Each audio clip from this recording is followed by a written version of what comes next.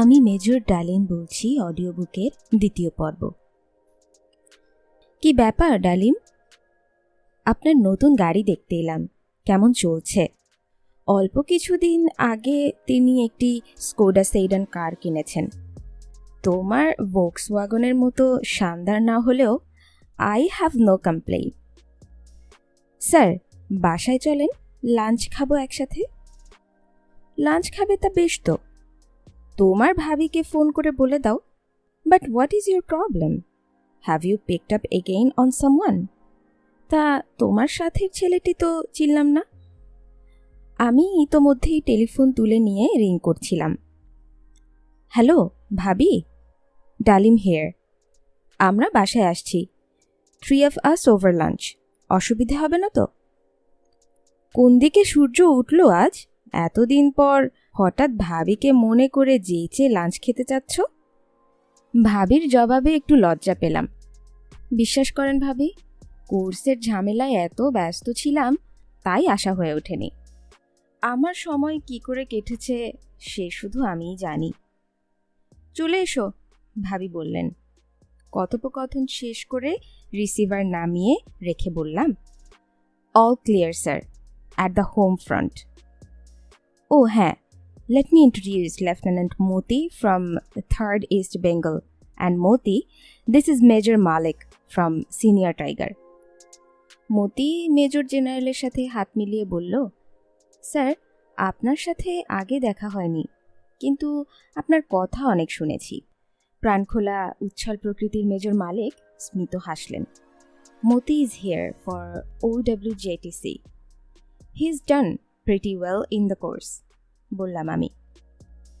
You mean right away? কিছুটা আশ্চর্য হলেন মেজর মালিক।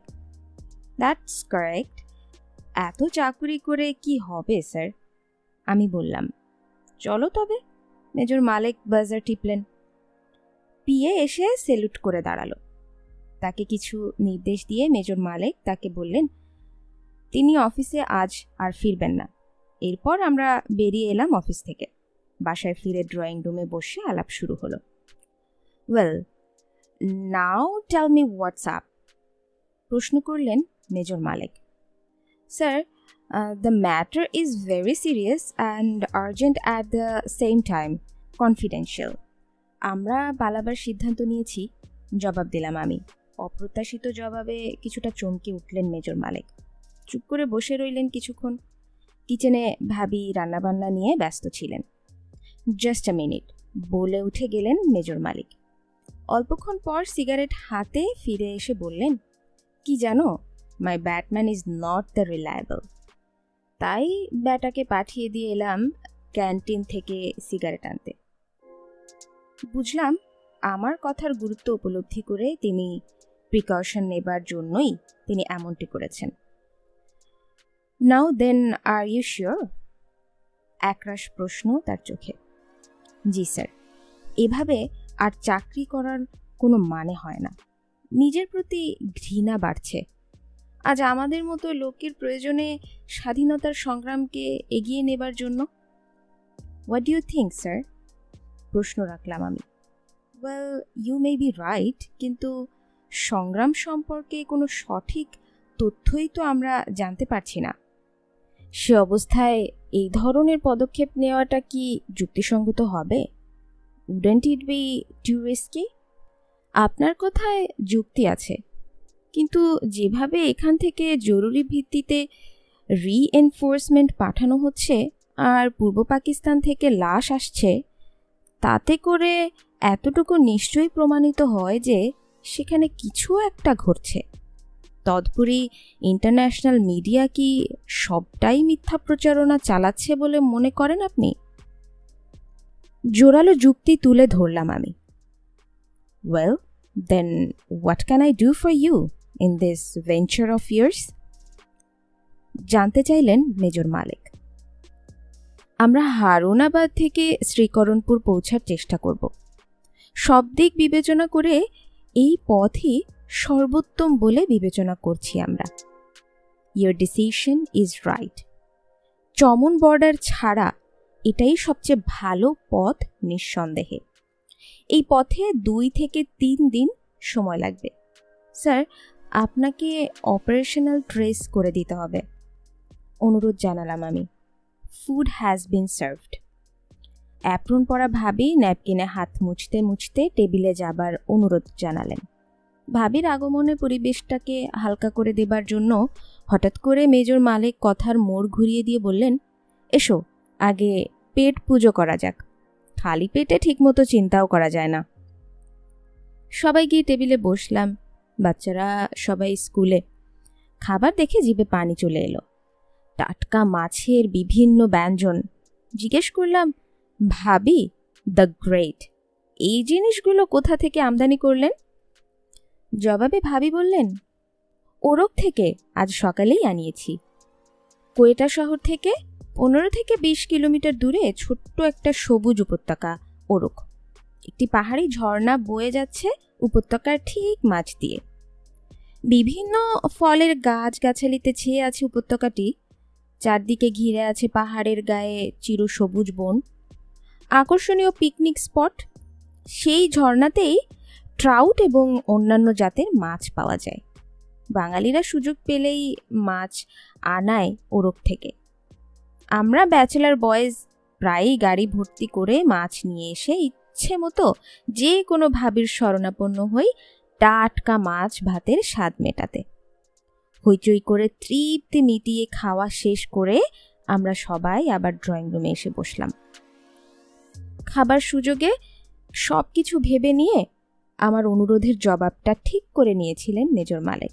সোফায় বসে সিগারেটে একটা শুকটান দিয়ে মেজর মালিক বললেন, well, I admire your courage. আমি নিশ্চয়ই তোমাদের যথাসাধ্য সাহায্য করার চেষ্টা করব, কিন্তু অনুরোধ, এই ব্যাপারটা আমার এবং তোমাদের মধ্যেই সীমাবদ্ধ থাকবে। Definitely sir, we give you our words, আমি জবাব দিলাম। আমরা জোগাড় করেছি। মেজর মালিক জিজ্ঞাসু দৃষ্টি মেলে তাকাতেই তাড়াতাড়ি বললাম, not from my regiment, from elsewhere. স্বস্তির নিঃশ্বাস ফেলে হাঁপ ছেড়ে যেন বাঁচলেন major Malik. Then bring them to me tomorrow, বললেন মেজর মালিক। নট টুমরো, এখনই। ম্যাপশিটসগুলো দিয়ে যাচ্ছি আপনাকে, কাল এসে নিয়ে যাব। মতিকে পাঠালাম গাড়ি থেকে ম্যাপশিটসগুলো নিয়ে আসার জন্য। সেগুলো নিয়ে মতি ফিরে এলো। ম্যাপশিটসগুলো পরখ করে মেজর মালিক স্বগোক্তি করলেন, ইনক্রেডিবল। জিনিসগুলো উঠিয়ে নিয়ে কোনো গোপন জায়গায় রেখে ফিরে এসে যোগ দিলেন আমাদের সাথে। আমরা তবে আজ উঠি sir, still a lot to be done. বুঝেছি। কি জানো ডালিম, তোমাদের মতো দেশপ্রেমিকদের প্রচেষ্টায় বাংলাদেশ স্বাধীন হবে নিশ্চয়ই, ইনশাল্লাহ। ইচ্ছে হচ্ছে আমি তোমাদের সাথে পালিয়ে যাই, কিন্তু সেটা সম্ভব নয়। পরিবারের দায়িত্ব বাধা হয়ে আছে। How can I leave them and go? ভারী গম্ভীর গলায় কথাগুলো বলছিলেন মেজর মালিক। আপনি ঠিকই বলেছেন স্যার, কিন্তু আমাদের সাহায্য করে আপনি কম অবদান রাখেননি স্যার। সেভাবে বিচার করলে আপনিও তো একজন মুক্তিযোদ্ধা। আমরা বেঁচে থাকলে আপনার এই অবদানের কথা দেশবাসীকে নিশ্চয়ই জানাবো। বিশ্বাস করেন স্যার, আপনি একমাত্র সিনিয়র অফিসার যার কাছ থেকে আন্তরিকতা, সহানুভূতি এবং সহযোগিতা পেলাম। বাকি সবাইকে চেনা হয়ে গেছে। অল আর পেপার টাইগার্স। তারা ভীতু, স্বার্থপর, মুখে মুখেই সব বাঙালি, এর বেশি কিছু নয়। আমার কথায় মেজর মালিকের চোখে পানি এসে গিয়েছিল। হই হুল্লোড়বাজ বলে পরিচিত মেজর মালিকের মাঝে সাচ্চা বাঙালি দেশপ্রেমিক মেজর মালিককে খুঁজে পেয়ে তার প্রতি শ্রদ্ধা আরও অনেক বেশি বেড়ে গিয়েছিল। সালাম জানিয়ে উঠে পড়লাম। গাড়ি পর্যন্ত এগিয়ে দিতে এলেন তিনি। গাড়িতে বসতে যাচ্ছি, ঠিক তখন আবেগে আমাকে এবং মতিকে জড়িয়ে ধরে বলে উঠলেন, I wish you all well, boys. Take care. ফিরে এলাম মেসে। সত্যি অদ্ভুত লোক মেজর মালিক, বলল মতি। আমিও কিন্তু ভাবিনি তার কাছ থেকে ঠিক এতটা সহযোগিতা পাব। সত্যি পৃথিবীতে মানুষ চেনা দেয়, জবাব দিলাম। আরও কয়েকটি বিষয়ে আলাপ আলোচনার পর মতি চলে গেল। লেফটেন্যান্ট সুমি ফিরে যাচ্ছে লাহোর। ভাবলাম ওর কাছ থেকেই চেয়ে নেব কম্পাস এবং বাইনোকুলার। যাবার আগের দিন বিদায় নিতে এসেছে সুমি। টকটক ফর্সা ওয়েল বিল্ড সুদর্শন যুবক সুমি, সব সময় মিষ্টি হাসি মুখে লেগেই আছে। সেদিন তাকে খুব মলিন দেখাচ্ছিল। সুমি, খারাপ লাগছে লাহোর ফিরে যেতে, তাই না? জিজ্ঞেস করলাম। ঠিক বলেছেন স্যার, আপনাদের সাথে বেশ কেটে যাচ্ছিল সময়গুলো হেসে খেলে। আপনাদের ছেড়ে যেতে মন কিছুতেই চাচ্ছে না, কিন্তু এর বিকল্পও তো কিছু নেই, যেতে তো হবেই। আপনার কথা কখনো ভুলতে পারবো না স্যার। আপনি না থাকলে life out here would have been hell and most boring. Sumi, আজ তোমাকে একটা অনুরোধ করব। রক্ষা না করতে পারলে কথা দাও এই ব্যাপারে তুমি কাউকে কিছুই বলবে না। কি এমন কথা স্যার, যার জন্য আপনি এমনিভাবে আমাকে লজ্জা দিচ্ছেন? সুমির কথায় আন্তরিকতা ফুটে উঠল। ওকে বিশ্বাস করা চলে। আমি পালিয়ে গিয়ে স্বাধীনতা সংগ্রামে যোগ দেব ঠিক করেছি। রাজস্থান বর্ডার দিয়ে ক্রস করব।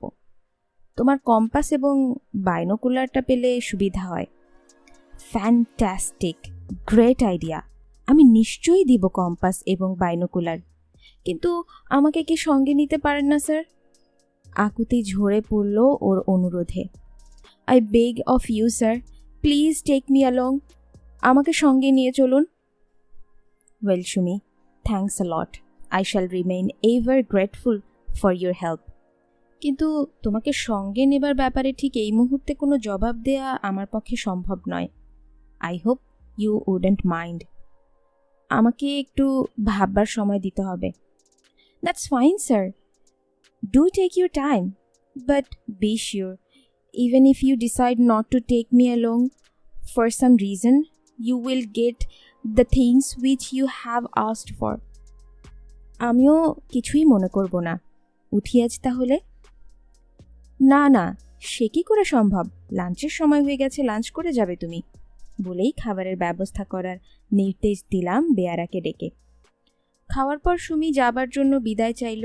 আমি বললাম, সন্ধ্যায় মেসে থাকো, আমি আসব। সম্মতি জানিয়ে চলে গেল সুমি। সুমি চলে যাবার পর আমিও বেরিয়ে পড়লাম, মতি এবং নূরকে সঙ্গে করে সোজা ক্যাপ্টেন তাহেরের ওখানে। অনেক আলোচনার পর ঠিক হলো সুমিকেও সঙ্গে নেওয়া হবে। সন্ধ্যার একটু আগেই সুমির ওখানে গিয়ে হাজির হলাম আমি একাই। প্ল্যানিং এই স্টেজে গোপনীয়তা রক্ষা করার জন্যই স্ট্রিক্ট কম্পার্টমেন্টেশন মেনে চলতে হবে। নিড টু নো বেসিসে যোগাযোগ রক্ষা করে চলেছিলাম আমরা অতি সতর্কতার সাথে। সুমি আমার অপেক্ষা করছিল। ঘরে ঢুকে দেখি ওর ব্যাটম্যান সব কিছু গোছগাছ করছে, যাত্রার প্রস্তুতি। লেটস হ্যাভ চাইনিজ বলেই গাড়িতে সুমিকে তুলে নিয়ে সোজা চলে গেলাম চায়না ক্যাফেতে। খাবার ফাঁকে ফাঁকে আলাপ চলছিল। Sir, you said Rajasthan is the sector, is this correct? Sumi জানতে চাইল। দ্যাটস রাইট, জবাব দিলেন। তাহলে আপনার সাথে তো আমার যাওয়া কিছুতেই সম্ভব হবে না। আপনি তো জানেন I am allergic two sand. বালির স্পর্শে আমার সমস্ত গায়ে চুলকানি শুরু হয়ে যায়। তা এর জন্য আপনার কোনো অসুবিধা হোক সেটা আমি চাই না। তাই সিদ্ধান্ত নিয়েছি আই শ্যাল স্টে ব্যাক। সত্যিই তো এই কথাটা গতকাল আমাদের খেয়ালেই আসেনি। I don't want to be a liability. এতে আপনার বিপদও হতে পারে। আমার জন্য আপনার পথে কোনো বাধার সৃষ্টি হোক সেটা আমি চাই না। ছলছল চোখে কথাগুলো বলছিল সুমি। আমি ওর হাত ধরে ওকে সান্ত্বনা দিয়ে বললাম, ডোন্ট ফিল সো ব্যাড। আমার সাথে মরুপথে যেতে পারছো না তাতে কি হয়েছে? That's not the end of the world. এখান থেকে যাবার পর লাহোরের কসুর কিংবা ওয়াগা বর্ডারে দিয়ে তো তুমি পালাবার চেষ্টা করতে পারবে। আমার কথায় সুমির চোখ উজ্জ্বল হয়ে উঠল। তাই তো, লাহোর থেকে ক্রস করাটা সহজ হবে আমার জন্য। I promise you sir, Lahore পৌঁছেই পালাবার চেষ্টা করব, যে করেই হোক না কেন। নিশ্চয়ই করবে। আমি পরম করুণাময়ের কাছে দোয়া করব যাতে তুমি তোমার প্রচেষ্টায় সফল হও। দুজনে ফিরে এলাম সুমির মেসে। সমস্ত মেসটাই ঘুমিয়ে পড়েছে। একে অপরকে জড়িয়ে ধরলাম। Sumi, thanks a lot once again for all you have done for me. আমার জন্য দোয়া করো।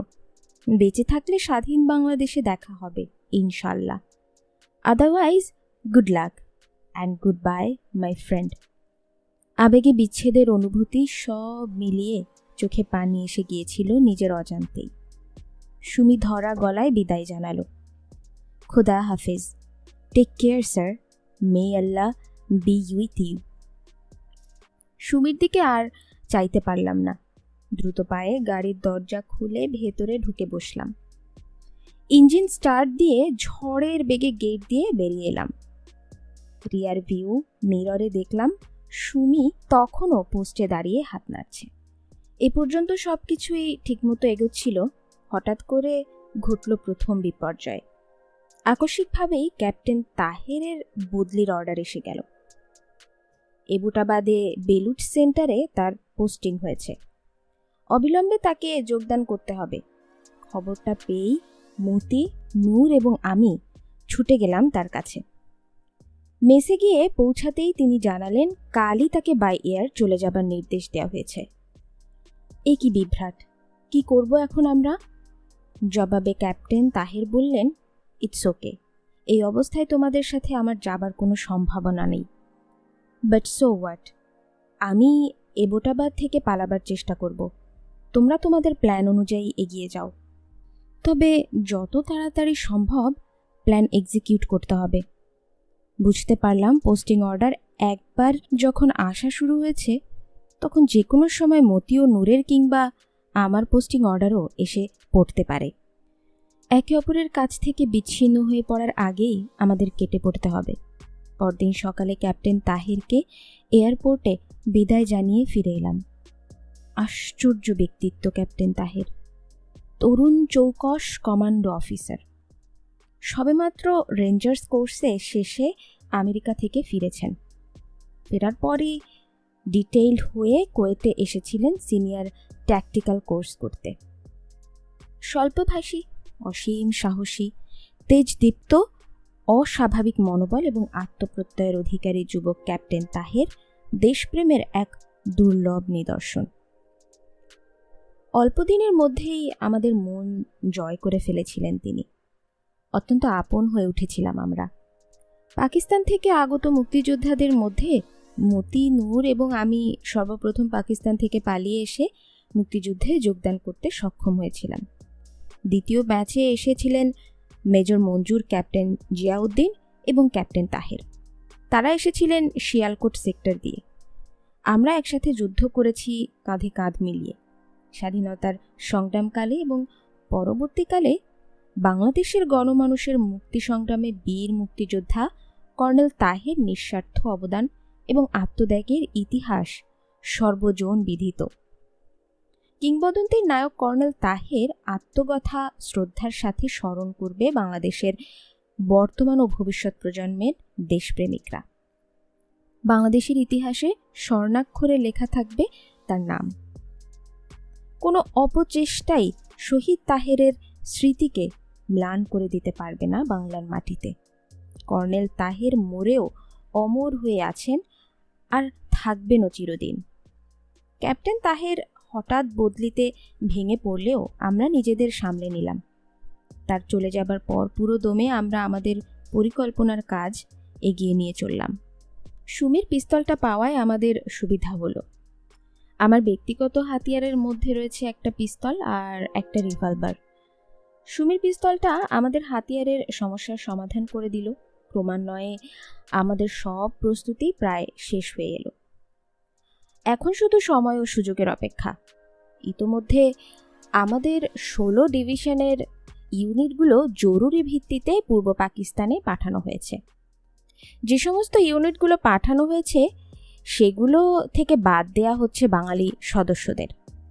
এ থেকে ধরে নিলাম খুব শীঘ্রই আমার পোস্টিং অর্ডার এসে যাবে। আমার ইউনিটে আমরা মাত্র 2 জন বাঙালি। হলো তাই। প্রায় একই সময় নূর এবং আমার পোস্টিং অর্ডার এসে গেল। আমাকে যেতে হবে খারিয়ায় আর নূরকে যেতে হবে কোহাট। একই সময়ে পোস্টিং অর্ডার পাওয়ায় দুজনেই খুশি হলাম। এতে আমাদের মুভমেন্ট কোঅর্ডিনেট করতে সুবিধে হবে। আগেই সিদ্ধান্ত নেওয়া হয়েছে পোস্টিং অর্ডার পেয়ে নতুন জায়গায় যাবার পথেই কেটে পড়ব আমরা। এতে করে খুব সহজেই সপ্তাহ খানেকের জয়েনিং টাইম কাজে লাগানো যাবে। কিন্তু সমস্যা দেখা দিল মতিকে নিয়ে। যে কোনো কারণেই হোক না কেন ওর পোস্টিং অর্ডার আসতে দেরি হচ্ছিল। ঠিক হলো কিছু একটা করা দরকার। স্কুলে আটকে পড়া সব বাঙালিরাই প্রায় চলে গেছে পশ্চিম পাকিস্তানের বিভিন্ন ইউনিটে। হঠাৎ করে মতির মাথায় একটা বুদ্ধি এলো। ও সরাসরি পিন্ডিতে MS ব্রাঞ্চ এর সাথে যোগাযোগ করে জানতে চাইল বেঙ্গল রেজিমেন্টের অফিসারদের পোস্টিং ইনচার্জকে। ভাগ্যক্রমে জানা গেল ওই বিভাগের দায়িত্বে যে কর্নেল সাহেব রয়েছেন তিনি মতির পূর্ব পরিচিত। কর্নেল সাহেব মতির এক স্কুলমেটের বাবা। পরিচয় জানার পর মতি আবদার করে বসল, আঙ্কেল, স্কুলে আটকে পড়া সবের পোস্টিং হয়ে গেছে, শুধু আমিই পড়ে রয়েছি। আমার একটা গতি করুন, একাকিত্বের যন্ত্রণা আমাকে কুড়ে কুড়ে খাচ্ছে। Please uncle, you got to do something for me as soon as possible. জবাবে কর্নেল বললেন, তুমি চিন্তা করো না, আজই আমি তোমার পোস্টিং অর্ডার দিয়ে দিচ্ছি। 6 ইস্ট বেঙ্গল রেজিমেন্ট পেশোয়ার এ যাবার জন্য তুমি প্রস্তুত হও। মতি কর্নেল সাহেবকে ধন্যবাদ জানিয়ে বলেছিল সম্ভব হলে পেশাওয়ার যাবার পথে মুলতান হয়ে যাবার চেষ্টা করবে ও। উদ্দেশ্য কর্নেল সাহেবের পরিবারের সবার সাথে দেখা করে যাওয়া। পুরো পরিবারের সাথেই মতি পূর্ব পরিচিত। কথা শেষে মতি আনন্দে উচ্ছ্বাসিত হয়ে উঠল। It is all done sir, well done indeed, it's really great. Colonel আঙ্কেলের কথা মতো পরদিনই মতি তার পোস্টিং অর্ডার হাতে পেল। আমরা স্বস্তির নিঃশ্বাস পেলাম। গেমস থেকে ফিরে এক্সারসাইজ করছিলাম মেসে। মতি ও নূর এলো। দুজনেই খুবই রিল্যাক্সড। এক্সারসাইজ শেষ করে ফ্রেশ হয়ে তিনজনেই গিয়ে বসলাম লনে। ঠিক করা হলো নূর রওনা হবে ট্রেনে করে কোহাটের পথে। কিন্তু পথিমধ্যে ভাওয়ালপুরে নেমে যাবে নূর।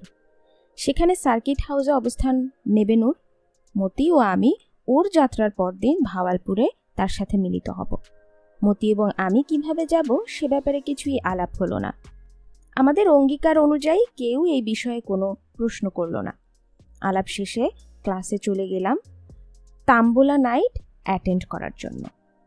আমাকে কমান্ডিং অফিসার নির্দেশ দিলেন যত তাড়াতাড়ি সম্ভব গোছগাছ করে খারিয়া চলে যেতে। স্বাভাবিকভাবেই আমি ব্যস্ত হয়ে পড়লাম গোছগাছ নিয়ে।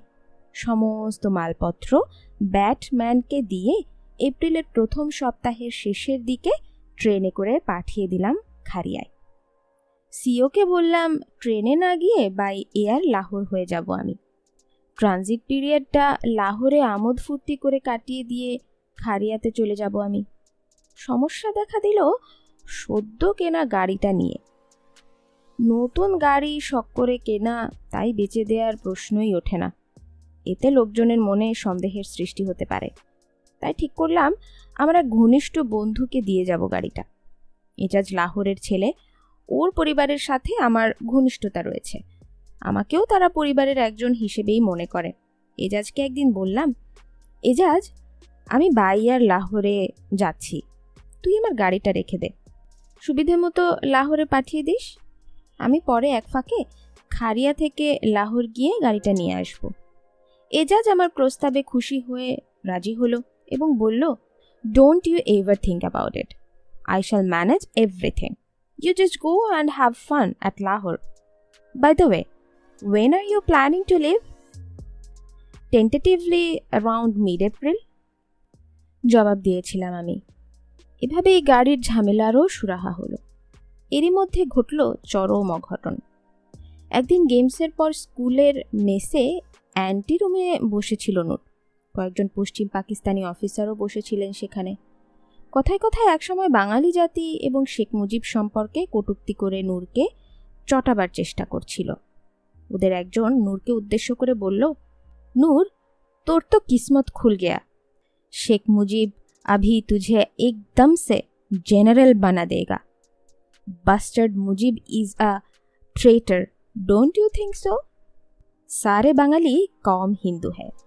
উস্কানিমূলক এই ধরনের বক্তব্যে নূর ভীষণভাবে উত্তেজিত হয়ে ওদের কথার জবাবে গর্জে ওঠে, if Mujib is a gaddar then Yahya is a rogue. He is killing thousands of Bengalis. He has let loose the forces to rape and dishonour our mothers and sisters. Therefore he is a bigger bastard. এই ধরনের কথা বলেই ক্ষান্ত হয়নি নূর। রাগের চোটে সামনে স্ট্যান্ডে রাখা প্রেসিডেন্ট ইয়াহিয়া খানের ছবি তুলে নিয়ে আছড়ে ফেলে দিয়ে তার উপর দিয়ে গটগট করে হেঁটে বেরিয়ে যায় নূর। প্রেসিডেন্টের ছবিতে পা দিয়ে মারিয়ে চূর্ণ বিচূর্ণ করার গুরু অপরাধে তক্ষুনি তার বিরুদ্ধে ওপেন অ্যারেস্টের আদেশ জারি করে স্কুল কর্তৃপক্ষ। শুরু হয়ে যায় কোর্ট মার্শাল প্রসিডিংস। ঘটনার আকস্মিকতায় আমার ও মতির মাথায় বাজ ভেঙে পড়ে। হতবম্ব হয়ে যাই আমরা। খবর পেয়েই ছুটে গেলাম ওর কাছে। এ কি করলে নূর? ক্ষণিকের উত্তেজনার বশে সব কিছু ভণ্ডুল করে দিলে কি করে? তোমার এই ধরনের হঠকারী কার্যকলাপের পরিণামে আমরাও বিপদে পড়তে পারি। তোমার সাথে আমাদের হৃদ্যতার কথা সবাই জানে। How could you be so stupid to do think like that? সেই মনিউ, এই ধরনের কাজ তোমার কাছ থেকে আশা করিনি। হঠাৎ করেই ওর উপর ভীষণ রাগ হলো। I am sorry sir, I was totally out of my head. যা ঘটেছে তার জন্য আমি লজ্জিত এবং অনুতপ্ত।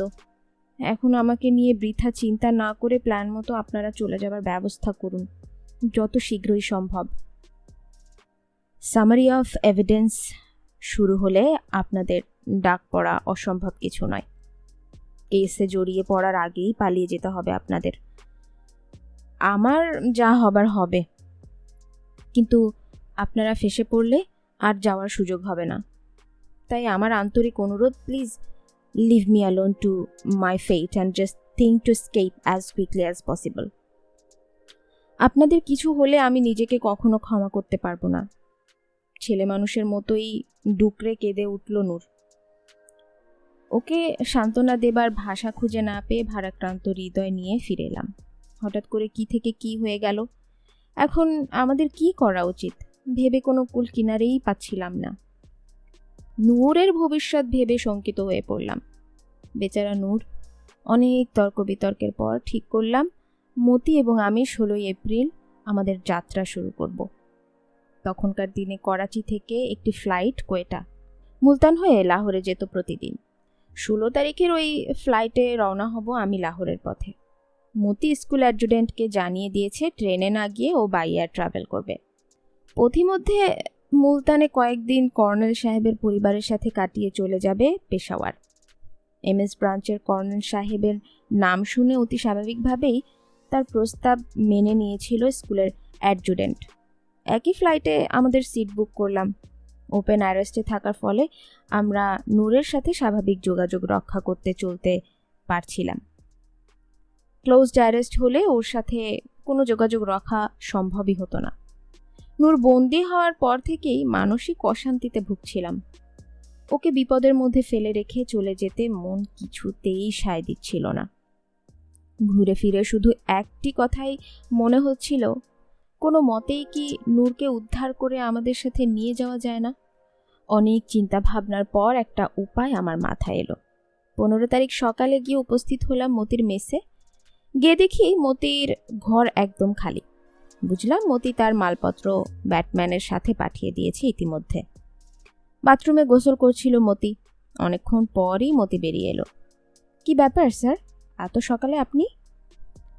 একটা বিশেষ ব্যাপারে আলাপ করতে এলাম। মতি, তুমি ভালো করেই জানো নূরের বন্দি হওয়ার পর থেকেই আমি ভীষণভাবে মানসিক অশান্তিতে ভুগছি। সর্বক্ষণ ওকে নিয়েই ভাবছি, বললাম আমি। নূরের বিষয়ে কিছু কি? আমার মানসিক অবস্থা আজ করেই বোধহয় প্রশ্নটা করলো মতি। হ্যাঁ তাই, নূরকে সঙ্গে নেবার একটা আইডিয়া এসেছে মাথায়। আমাকে শেষ করতে না দিয়েই মতি বলে উঠল, আর ইউ ম্যাড স্যার? বন্দি অবস্থা থেকে তাকে নিয়ে যাবার কথা কি করে ভাবলেন? ওকে সঙ্গে নিলে আমরা ধরা পড়তে বাধ্য। আহা, আগে শোনোই না আমার আইডিয়াটা। মতিকে শান্ত করার চেষ্টা করলাম। বেশ, বলতে চান বলেন। দেখো মতি, নূরই প্রথম আমার কাছে পালিয়ে যাবার ইচ্ছা প্রকাশ করেছিল। মানছি হঠাৎ করে ও একটা ভুল করে ফেলেছে, মানুষ মাত্রই ভুল করতে পারে। তাছাড়া ওর ভবিষ্যৎটা একটু ভেবে দেখো। এই অবস্থায় ওকে অসহায় একা ফেলে রেখে যেতে বিবেকে বাজছে। ওকে ফেলে রেখে যাওয়াটা আমি কিছুতেই মেনে নিতে পারছি না মতি। But then how? শোনো মন দিয়ে, আমি ওর জন্য 3 দিনের অ্যাটেন্সি সিক ইন কোয়ার্টার্স জোগাড় করে আজই ওকে রওনা করিয়ে দিতে চাই ভাওয়ালপুরের উদ্দেশ্যে। ওখানে পৌঁছে সে অপেক্ষা করবে আমাদের জন্য। আমাদের পরবর্তী পদক্ষেপ সম্পর্কে ওকে কিছুই বলা হবে না। শুধু এতটুকুই বলা হবে, আগামীকাল ভাওয়ালপুর স্টেশনে ওর সাথে নির্ধারিত সময়ে আমাদের দেখা হবে। সময় দুপুর 2টা থেকে 3টার মধ্যে। That's all. এই ব্যাপারে কোনো প্রশ্ন না করে ও যদি যেতে রাজি হয়, তবে let's take him. If at all something goes wrong with him on this way, even then we would be safe, as he wouldn't be in the position to reveal anything about our route or the next step, and thus our secret will be compromised. What do you say? ঠিক আছে, বুঝলাম আপনার প্ল্যানে যুক্তি আছে, কিন্তু অ্যাটেন্সি কি করে জোগাড় করবেন? প্রশ্ন মতির। First of all, tell me, do you agree or not to take him with us on the principle? Well, it is still risky, but I shall buy it. জবাবে বলল মতি। আনন্দে মতিকে জড়িয়ে ধরে বললাম, thanks, you are really great Moti. Now come along and see what I do. গাড়ি করে ছুটে গেলাম সিএমএইচে স্টাফ সার্জন ক্যাপ্টেন জামালের কাছে। আমি যখন ঢাকা কলেজের ছাত্র, তখন ঢাকা মেডিকেল কলেজে পড়তেন জামাল। ছাত্র রাজনীতি করার সুবাদে পরিচয় হয় আমাদের। সেই পরিচয়ে আর্মিতে যোগদানের পর আরও ঘনিষ্ঠ হয়ে ওঠে। বয়সে ক্যাপ্টেন জামাল আমার চেয়ে কিছুটা বড় হলেও একে অপরকে তুমি বলে সম্বোধন করতাম। সিএমএইচের আউটপেশেন্টে গিয়ে দেখি জামাল রুগী দেখায় খুবই ব্যস্ত। এক ফাঁকে এগিয়ে এসে বলল, কি বন্ধু, হাসপাতালে কেন? বসো, কিছুক্ষণ একটু হালকা হইয়া লই। জবাবে বললাম, না দোস্ত, বসনের সময় নাই, খুব একটা জরুরি কামে আইছি। কও তাইলে। মতিকে সংক্ষেপে পরিচয় করিয়ে দিয়ে বললাম, কাল যাইতাছি, দেখা না কইরা গেলে তো আমারে কাইটটা ফালাইতা, তাই খোদা হাফেজ কইতে আইলাম। কিন্তু দোস্ত, যাওনের আগে একটা শেষ আবদার লইয়া আইছি। নূরের লাইগা 3 দিনের অ্যাটেন্সি দেখাইয়া দাও। বেচারার মন মেজাজ খুবই খারাপ। নূরের ঘটনা কুয়েটার সব বাঙালির মনেই সমবেদনার উদ্বেগ করেছিল। অনেকেই ওর প্রতি ছিল সিম্প্যাথেটিক, ক্যাপ্টেন জামাল ছিল তারই একজন।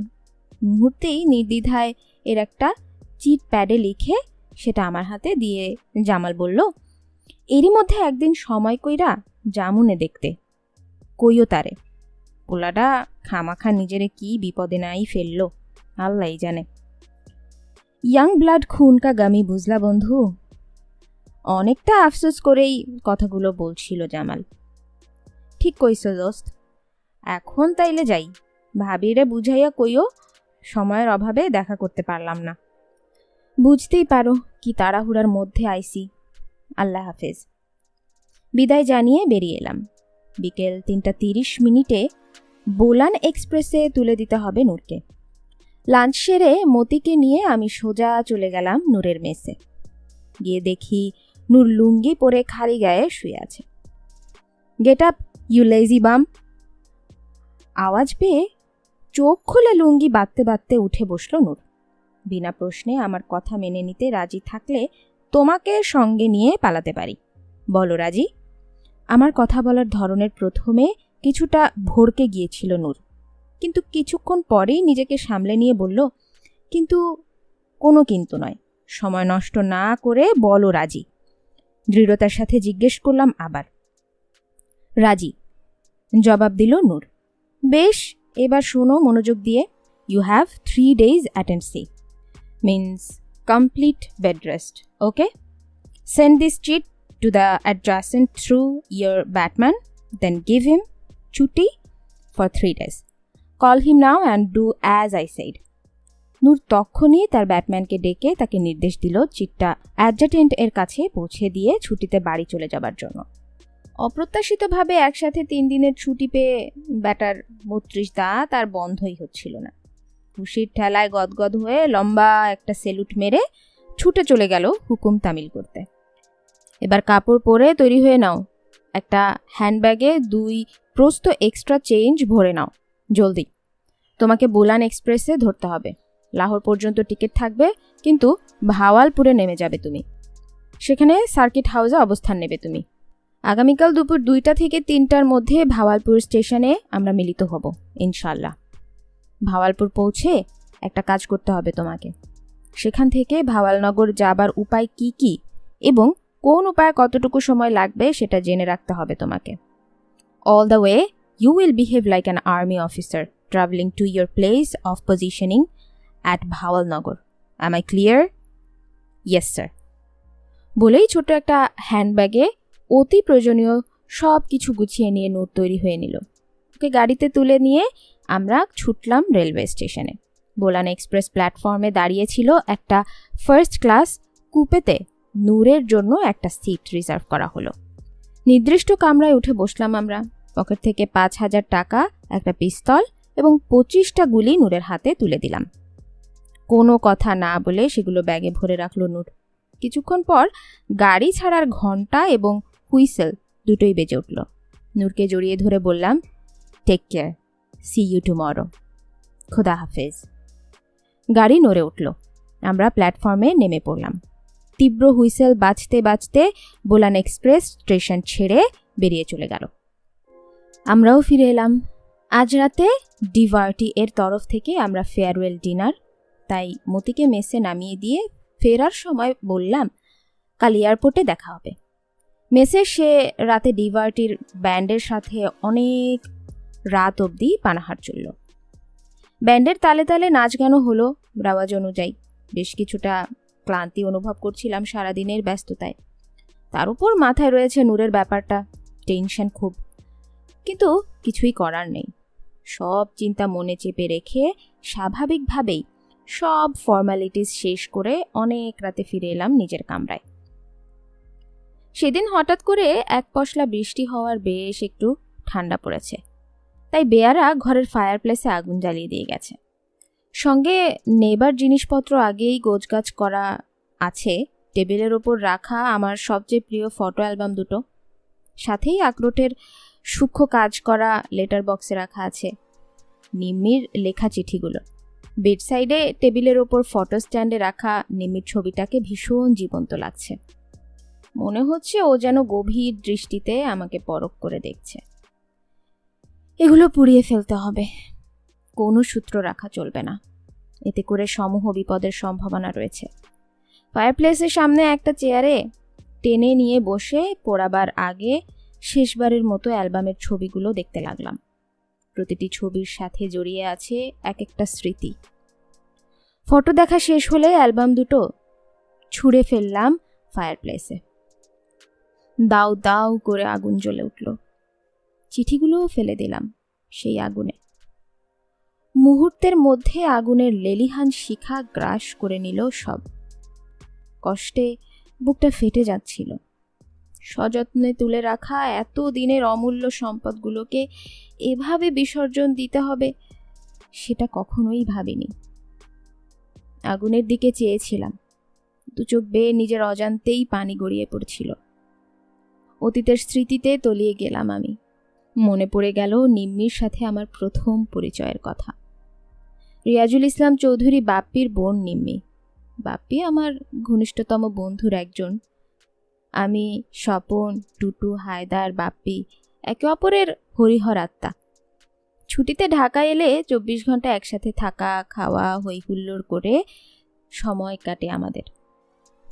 কখনো সিনেমা, কখনো পিকনিক, নয়তো শিকার, এভাবেই আনন্দে কেটে যায় আমাদের সময় ঝড়ের বেগে। এসব কিছু ভালো না লাগলে চলে যাই সিলেটের চা বাগানে, কাপ্তাই, রাঙামাটি কিংবা কক্সবাজার, টেকনাফ। 1968 সালের ফেব্রুয়ারিতে ছুটিতে ঢাকায় এসেছি। হইচই করে কেটে যাচ্ছিল সময়। একদিন হায়দার খবর নিয়ে এলো যমুনার চরে মৌসুমী পাখির আগমন ঘটেছে প্রচুর, তাই শিকারে যেতে হবে। শিকারের প্রতি একটা অদ্ভুত নেশা ছিল হায়দারের।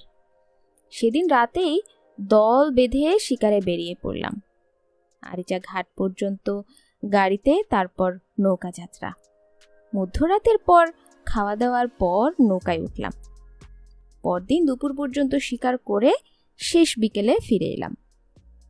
শিকার ভালোই পাওয়া গেছে, একটা রাজহাঁস, 4টা চখা এবং 20টা বালিহাঁস।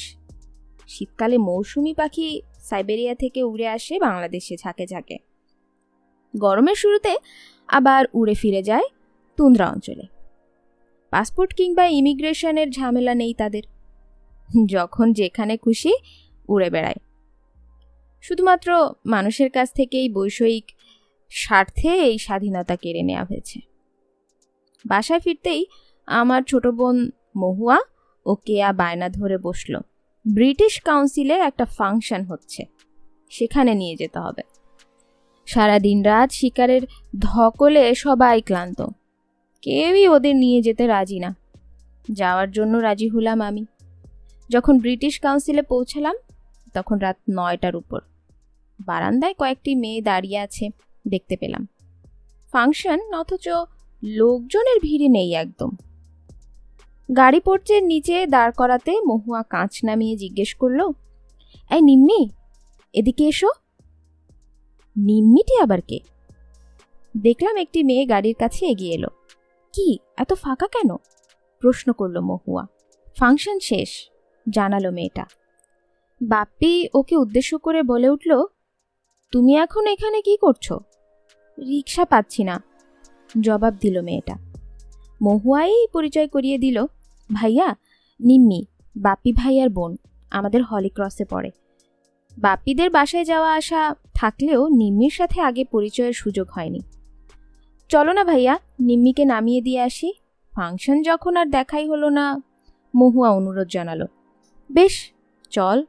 নিম্মিকে গাড়িতে তুলে নিয়ে বাপ্পিদের বাসার দিকে রওনা হলাম। উজ্জ্বল শ্যামবর্ণের একহারা গড়নের নিম্মি কেয়া মহুয়ার সাথে পেছনের সিটে বসেছে। বাপ্পি আমার পাশের সিটে। রিয়ার ভিউ মিররে নিম্মিকে পরিষ্কার দেখা যাচ্ছিল। দেখলাম সুন্দর ফিগারের অধিকারিণী নিম্মি দেখতে আকর্ষণীয় এবং মিষ্টি। সবচেয়ে আকর্ষণীয় তার চুল।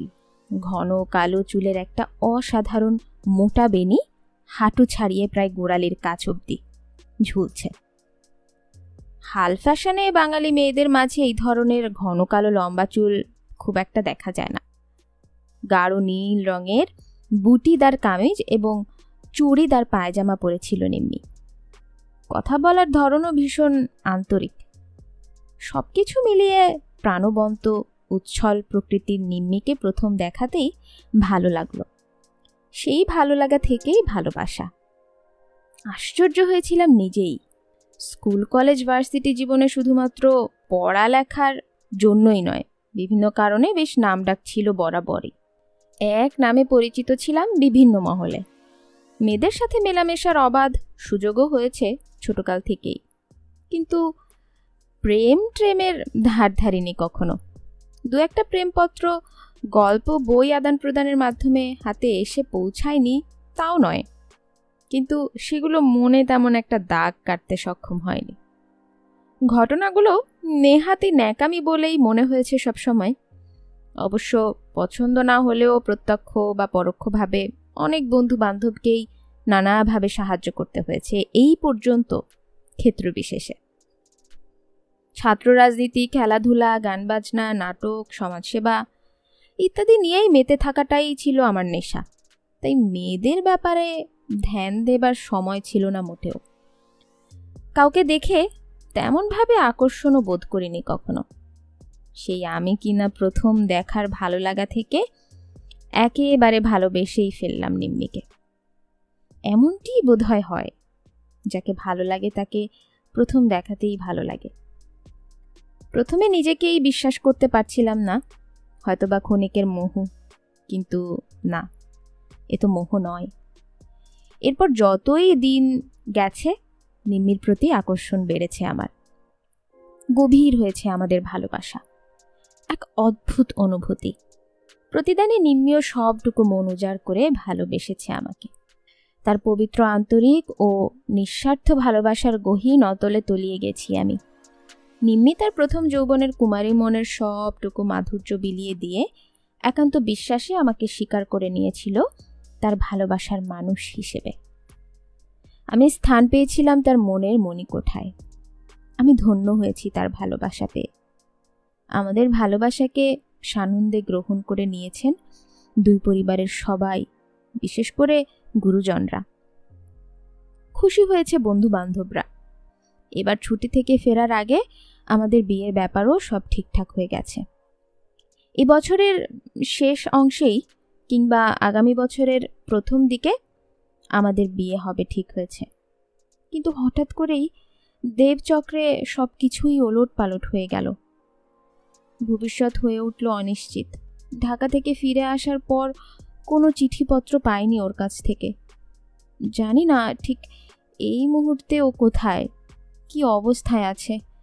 নিম্মির বাবা জনাব রফিকুল ইসলাম চৌধুরী 1969 সাল থেকে কলকাতায় পাকিস্তান দূতাবাসে কূটনৈতিক হিসেবে পোস্টেড আছেন। তিনি নিম্মির ছোট বোন মানুকে নিয়ে কলকাতাতেই থাকেন। খালাম্মা মানে নিম্মির আম্মা বাপ্পি নিম্মি এবং নিজের পড়াশোনার জন্য ঢাকাতেই থাকেন, অনেকটা বাধ্য হয়ে। ছুটি ছাটায় কলকাতায় যান মানুদের সাথে দেখা করতে।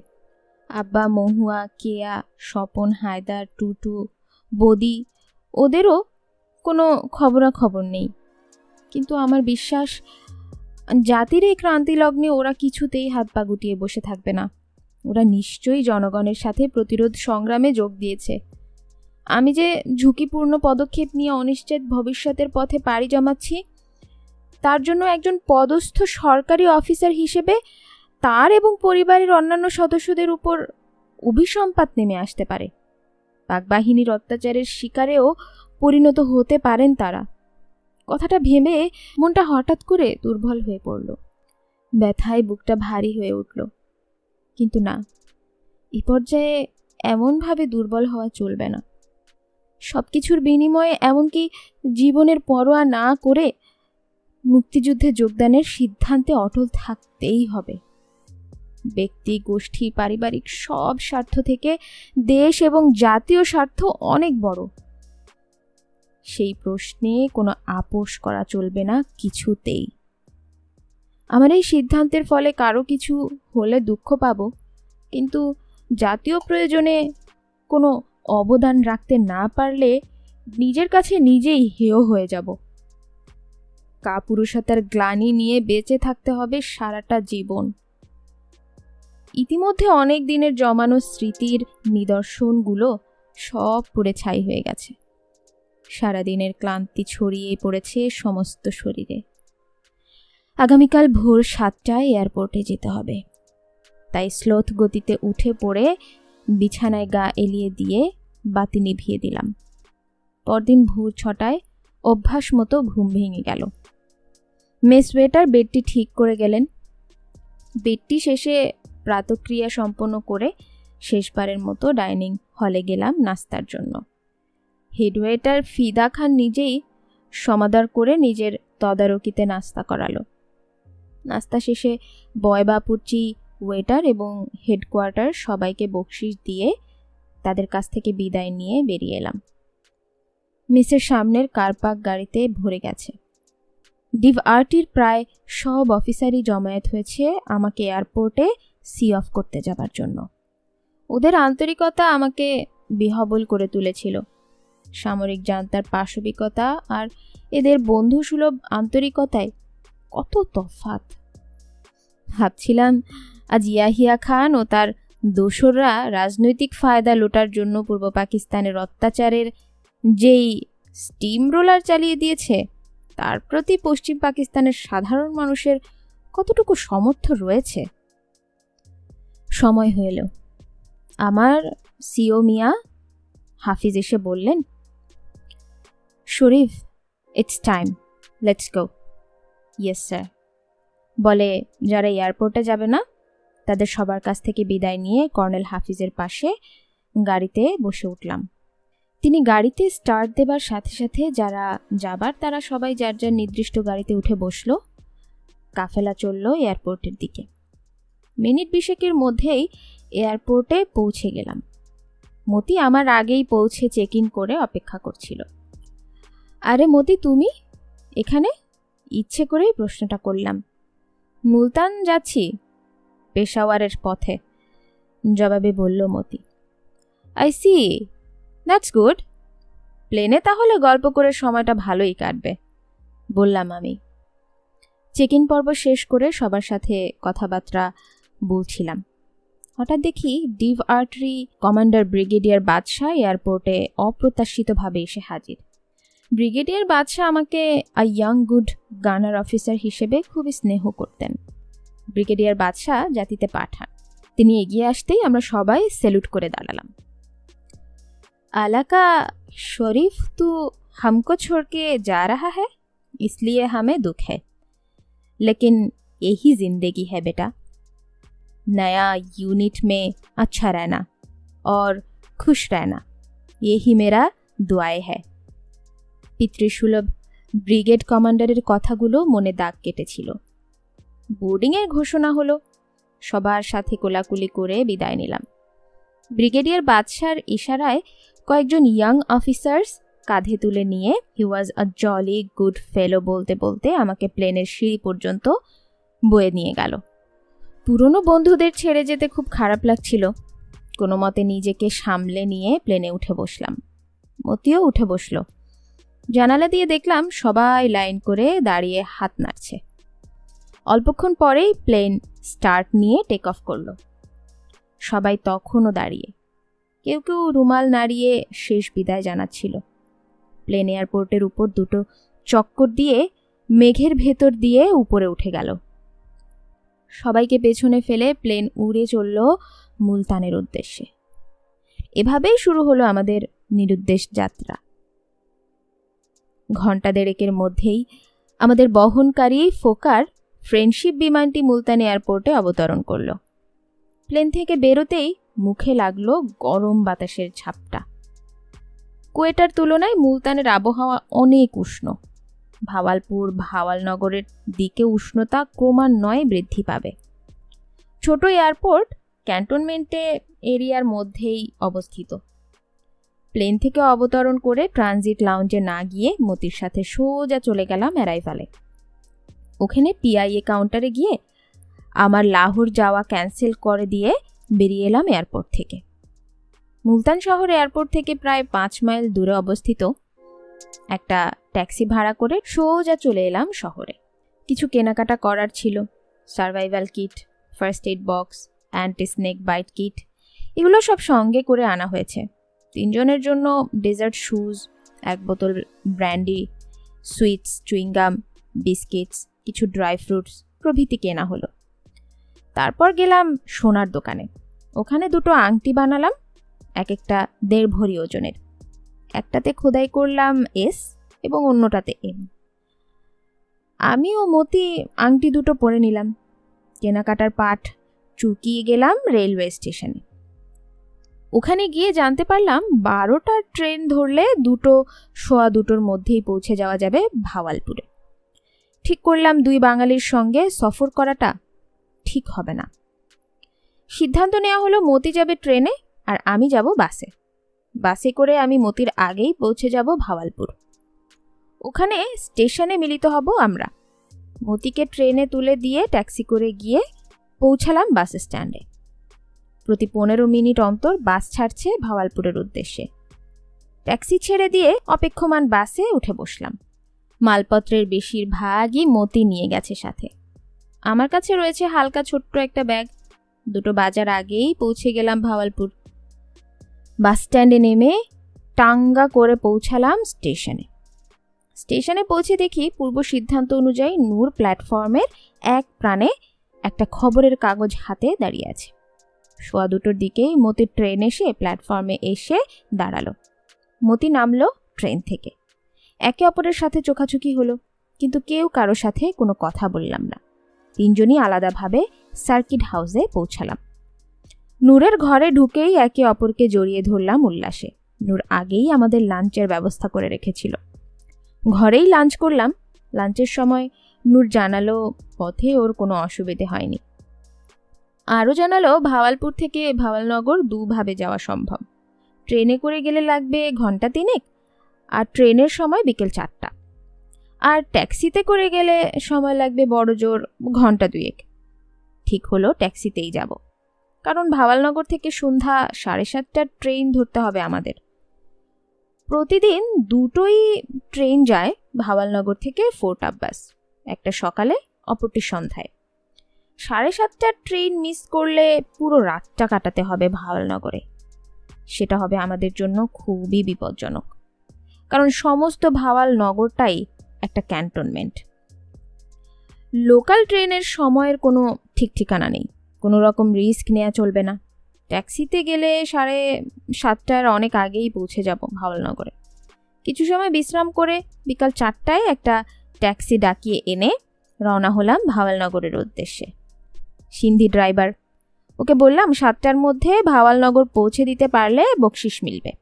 তরুণ ড্রাইভার জবাবে বলল, कोई बात नहीं है सब, आपको 7 से पहले ही पहुंचा देंगे। উল্কা বেগে ছুটে চলেছে ট্যাক্সি, শেভ ইম্পালা গাড়ি। শৌখিন ছোকরা ক্যাসেটে ফিল্মি গান লাগিয়ে দিল। আমরা চুপচাপ বসে গান শুনছিলাম আর ভাবছিলাম ভূত বর্তমান ভবিষ্যৎ। এক সময় ঝিমুনি এসে গিয়েছিল। হঠাৎ বিকট একটা শব্দে চমকে তিনজনই জেগে উঠলাম। একটা ঝাঁকুনি দিয়ে ট্যাক্সি ততক্ষণে নেমে গেছে। কি হলো, কি ব্যাপার? প্রায় একই সাথে বলে উঠলাম তিনজন। দেখতে হে সাব বলে গাড়ি থেকে নেমে গেল ড্রাইভার। কিছুক্ষণ পরীক্ষা নিরীক্ষা করে ফিরে এসে বলল, গাড়ি কা ক্র্যাকশাফট টুট গয়া। বলে কি বেটা? ফের अब हम क्या करेंगे? জিজ্ঞেস করলো নূর। घबराओ मत, 5 से मिल रहे थे, कोई ना कोई सवारी जरूर मिल जाएगा, उसमें बैठा देंगे आपको। কি সর্বনাশ! তবে কি ঘাটে এসে তরি ডুবলো? গাড়িটাকে সবাই মিলে ঠেলে রাস্তার সাইডে রাখা হলো। অন্য কোনো গাড়ি না আসা পর্যন্ত কিছুই করার নেই। অপেক্ষা করতে করতে বিকেল গড়িয়ে গেল, সন্ধ্যা নেমে এলো। দূরে ভাওয়ালনগরের বাতিগুলো এক সময় জ্বলে উঠল। 7টা বেজে গেল, কোনো গাড়ির কোনো লক্ষণ নেই। অস্থির হয়ে উঠলাম সবাই। হতাশায় মনোবল হারিয়ে ফেলেছিলাম প্রায়। হঠাৎ দূরে গাড়ির হেডলাইট দেখা গেল। কিছু একটা আসছে ভাওয়ালপুরের দিক থেকেই। রাস্তা ব্লক করে দাঁড়ালাম 4জনই। যাই হোক না কেন থামাতে হবে। কাছে আসতে দেখলাম একটা ল্যান্ড রোভার। আমরা হাত দিয়ে ইশারা করায় গাড়িটা থামলো। রোডস অ্যান্ড হাইওয়েজের এক ইঞ্জিনিয়ার যাচ্ছেন ভাওয়ালনগর। ভদ্রলোককে সব কিছু বুঝিয়ে বললাম। 3জন আর্মি অফিসারের দুর্গতি দেখে ভদ্রলোক সহানুভূতি দেখিয়ে বললেন, আপনাদের কষ্ট না হলে আমি আপনাদের নিয়ে যেতে পারি। কষ্ট? হাতে আকাশের চাঁদ পেলাম, ধন্যবাদ জানিয়ে তাড়াতাড়ি ট্যাক্সির ভাড়া চুকিয়ে মালপত্র নিয়ে জিপে উঠে বসলাম। আধা ঘন্টার মধ্যেই ভাওয়ালনগর পৌঁছে গেলাম। তখন রাত 7:45। আমাদের ট্রেন নিশ্চয়ই এতক্ষণে ছেড়ে গেছে। ইঞ্জিনিয়ার সাহেব জিজ্ঞেস করলেন, কোথায় নামবেন? স্টেশনের কথা না বলে বললাম, শহরের যে কোনোখানে নামিয়ে দিলেই চলবে। টাউন সেন্টারে নামিয়ে দিলেন ভদ্রলোক। সেখান থেকে একটা টাঙ্গা করে কাছেই স্টেশনের দিকে রওনা হলাম। স্টেশনে পৌঁছে দেখি অসম্ভব ভিড়। এমনটি তো হবার কথা নয়। ট্রেন চলে যাবার পর স্টেশন থাকবে জনশূন্য। তাহলে এত লোক কেন স্টেশনে? ট্রেন কি তাহলে এখনো আসেনি? হঠাৎ করে কিছুটা আশার আলো ঝলকে উঠল। আমি তাড়াতাড়ি ছুটে গিয়ে স্টেশন মাস্টারকে জিজ্ঞেস করলাম, ফোর্ট আব্বাসের ট্রেনের খবর কি? দুবাক্যে স্টেশন মাস্টার বললেন, ট্রেন লেট, এখনো এসে পৌঁছেনি। জানে পানি ফিরে এলো। দৌড়ে গিয়ে মতি ও নূরকে খবরটা দিতেই খুশিতে আত্মহারা হয়ে ওরা লাফ দিয়ে টাঙ্গা থেকে নেমে পড়ল। কুলির মাথায় মাল চাপিয়ে টাঙ্গার ভাড়া মিটিয়ে দিয়ে প্ল্যাটফর্মে চলে এলাম। পথে একটি ভিক্ষুক দাঁড়িয়েছিল। আনন্দের আতিশয্যে 100 টাকার একটি পুরো নোটই তাকে দিয়ে দিলাম। 8:15 আমাদের ট্রেন এলো। ফার্স্ট ক্লাসের 3টে টিকিট কাটা হলো ফোর্ট আব্বাস পর্যন্ত। বর্ডার এলাকার ট্রেন, আমাদের মতো ফৌজি ছাড়া ফার্স্ট ক্লাসের যাত্রী বিরল। অতি সহজেই একটা খালি কামরা পেয়ে উঠে বসলাম। ট্রেনে উঠেই বুফে কার থেকে ডিনার আনাবার বন্দোবস্ত করা হলো। খাবার সার্ভ করে গেল বেয়ারা। দরজা বন্ধ করে খাওয়ার পাট চুকিয়ে নিলাম। ট্রেন ইতিমধ্যে চলতে শুরু করেছে। খাওয়া শেষ করার পর পথযাত্রার প্রস্তুতি শুরু হলো। সবাই ডার্ক কালারের কাপড় পরে নিলাম। আমাদের কাছে তখন সর্বমোট প্রায় 1020 টাকা। ওগুলো কাপড়ের বিভিন্ন চোরা পকেটে ঢোকানো হলো। সুটকেস থেকে হ্যাভারস্যাক বের করে ওতে 3 জনের আর এক প্রস্ত করে কাপড় নেওয়া হলো। প্রয়োজনীয় সাথে নেবার সব কিছু রাখা হলো হ্যাভারস্যাক। ম্যাপ বের করে নাইট মার্চ টার্চ আঁকা হলো। পাকিস্তানের মোটরাইজড ইনফ্যান্ট্রি ডিভিশনের ডিফেন্সিভ এলাকার মধ্যে দিয়ে ইন্ডিয়ান আর্মির একটি ট্যাঙ্ক রেজিমেন্টের হেডকোয়ার্টার্সের পাশ ঘেঁষে যেতে হবে আমাদের। রাস্তায় পড়বে অ্যান্টি ট্যাঙ্ক অ্যাবস্ট্যাকল মাইন ফিল্ড। এদের মাঝে গ্যাপ বের করে নিয়ে যাত্রাপথ নির্ধারণ করা হয়েছে। পথে 2 তরফের পেট্রোল পার্টির মোকাবেলায় পড়তে হতে পারে। সিদ্ধান্ত নেওয়া হলো যে কোনো উপায়ই হোক ওন ট্রুপস অ্যান্ড এনিমি ট্রুপসকে এড়িয়ে চলতে হবে আমাদের। নেহাতি বিপাকে পড়লেই সংঘর্ষের মাধ্যমে শত্রুকে পরাস্ত করার উদ্যোগ নেওয়া হবে। কোনো অবস্থাতেই ধরা পড়া চলবে না। ধরা পড়ার আগেই আমরা আত্মহত্যা করব। কোনো কারণে অবস্থার পরিপ্রেক্ষিতে একে অপরের কাছ থেকে বিচ্ছিন্ন হয়ে পড়লে ব্যক্তিগত উদ্যোগে করণপুর পৌঁছাবার চেষ্টা করতে হবে। কম্পাসের রুট এবং বিয়ারিং সেট করা হলো। পরা হলো ডেজার্ট শুজ। হাতিয়ার এবং গুলি নিজেদের মাঝে ভাগ করে নিলাম। Map, compass, binoculars, night march চার্টর, একটি টর্চ, একটি কম্বল এবং সাথে নেবার হ্যাভারস্যাকটি ছাড়া সব কিছুই সুবিধা মতো কোনো জায়গায় লুকিয়ে ফেলতে হবে। নিজেদের আইডি কার্ড ছাড়া অন্যান্য সব কাগজপত্র পুড়িয়ে টয়লেট দিয়ে ফেলে দেওয়া হলো ট্রেন থেকে। ক্যামেরা 2টো হ্যাভারস্যাকে ভরে নিলাম। ছোট কোরআন শরীফটাও নেওয়া হলো হ্যাভারস্যাকে। অর্ডার অফ মার্চ, মতি আগে, তারপর আমি, পেছনে নূর। হ্যাভারস্যাক পালাক্রমে বহন করা হবে। মার্চের সময় প্রতি 1 ঘন্টা অন্তর 10 মিনিট বিরতি। বিরতিকালে কম্বলের নিচে ঢুকে টর্চের আলোয় ম্যাপ দেখে নেওয়া হবে ঠিক পথে যাচ্ছি কিনা। প্রয়োজনে কম্পাস বিয়ারিং অ্যাডজাস্ট করা হবে। আমরা 3 জনই কমান্ডো ট্রেনিং প্রাপ্ত। নাইট মার্চের সব কৌশলই আমাদের নখদর্পণে। এই পর্বটি আজ এখানেই শেষ করছি। পরের ঘটনাগুলো পরবর্তী পর্বে চলমান থাকবে।